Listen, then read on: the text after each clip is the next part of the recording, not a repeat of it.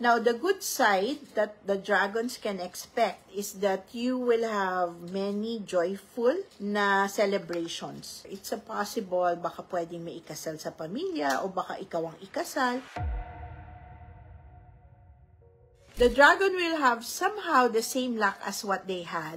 So, alam nyo po, ang dragon ngayon ay medyo nahihirapan talaga po ang dragon mag-move. Kasi ang daming delays ng dragon. The dragon had so much of earth na hindi siya talaga naka-move, no? Kaya nga, if nasa CNYE ka, nalaman mo kung anong protection. That is the purpose of why you have to attend that CNYE. Now, the good side that the dragons can expect is that you will have many joyful na celebrations. It's a possible, baka pwedeng may ikasal sa pamilya o baka ikaw ang ikasal, baka magkaroon ka ng baby or magkaroon ng newborn sa family. There's so many joyful celebrations that could happen for the dragon next year, no?